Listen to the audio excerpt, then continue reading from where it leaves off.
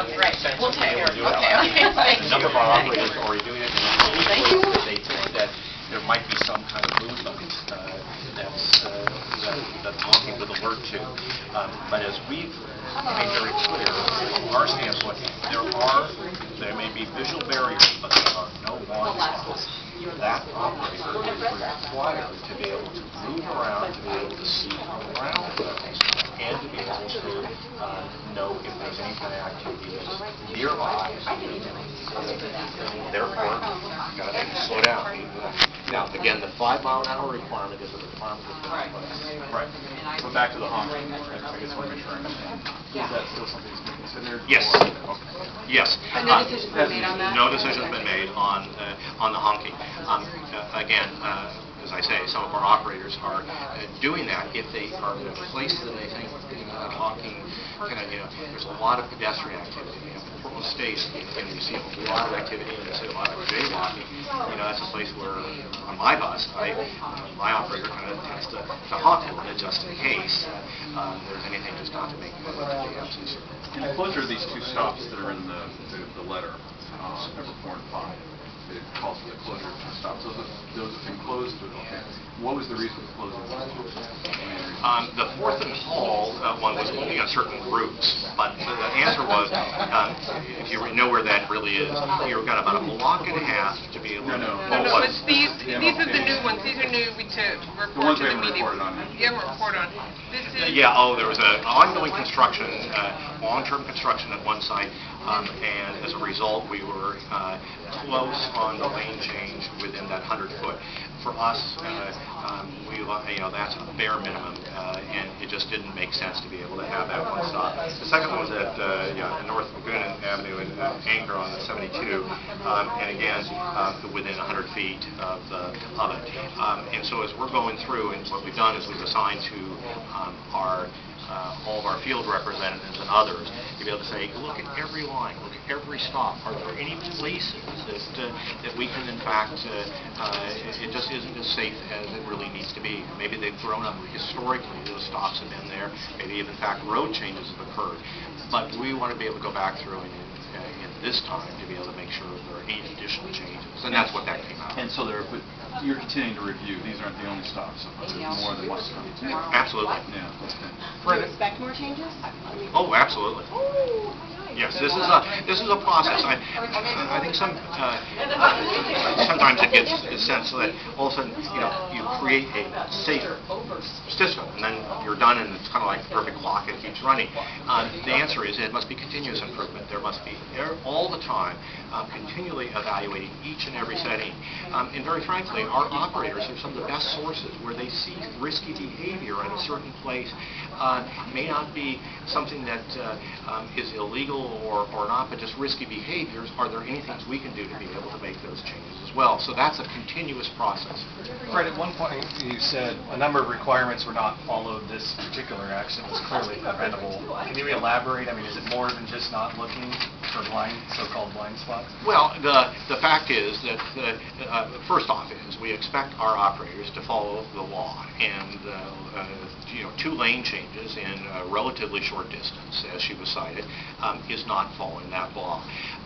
But we also make it very clear on courtesy stops, night stops, that it must be done and must be done safely and only safely.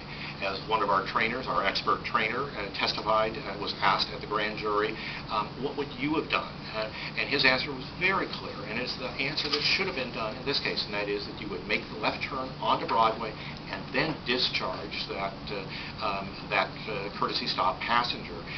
That would have meant that the bus would have been lined up in the left lane of the 2 lanes on Gleason Street, and wouldn't have been kind of coming across, needing to look in the rearview mirror to see what was coming from behind.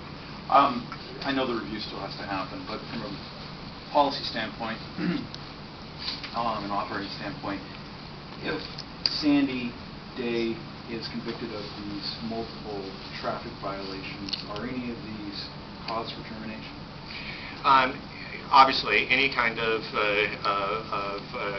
conviction for traffic violations, particularly if it resulted in the elimination or the suspension of a CDL, the commercial driver's license, that would mean that she would not be able to drive, and therefore would be grounds for disciplinary action, whatever that, up to and including termination. But there's also whatever the preventability determination is that's made, likewise can result in disciplinary action. So basically, the two changes that we talked about that Mary showed you on the sheet, those two, the stop sign is, or the stop is just too close to where the turn would need to be made. Is that Yes. correct? Just so in layman's terms, I mean, it's just too The close. lane change. Right. Okay, the lane change. What you want to make sure is that the operator is fully focused ahead and on the turn. And as a result, what you want is not to be doing any kind of lane changes or anything activity. You want them lined up for that left turn. And that means you got to have a certain amount of distance. That's what it's all about. Okay. And this wouldn't have happened, the incident wouldn't have happened if all of these things had been implemented? I believe that what I've said is that that I believe that this would have, in my mind, it would have been preventable had those things been followed. I can never get in the head of an individual in a specific incident, but you know, you think back. Here, the bus is coming down 6th Avenue to Gleason. It's making a left turn. That's right at 6th, between 5th and 6th is where the comedy club is. Lots of people are out on the street. They're all coming out. That should put the antennae up incredibly sensitive about all this pedestrian activity, and ought to make even a higher level of concern and sensitivity to what's going on around you. I can't explain why that didn't happen in this case, or what exactly did happen, but that should have made the level of just kind of awareness. And then to be able to be lined up in that left lane, making a left turn. You know, this isn't one person that was walking across the street. There were 5 people in that group. That's not, you know, that's quite a bit of activity that, at least as I look at it, should have been seen. And just in layman's terms, she's on stress-related leave. I mean, is that what most people would... I don't remember what the work... I don't know if we can release it, number one. And I don't know, I'll look at Becky, I don't know if we can... She's on administrative leave. No, She's not on Kelly workers' told me comp. this morning Workers' comp. that she's on workers' comp. But I don't know if I can tell you what the workers' comp claim is, because there could be numerous ones. Becky will find it out and get it to you. Okay. How's that? That's one option under workers' comp, though. I mean, I'm just wondering. There is stress, Okay. there is physical, I mean, obviously, you know, you can have a fall or something else. I mean, there's lots of things. So I just don't. So if we said administrative leave, that's still accurate? Or No. we need This to is a say then workers' workers' comp, that's completely, okay.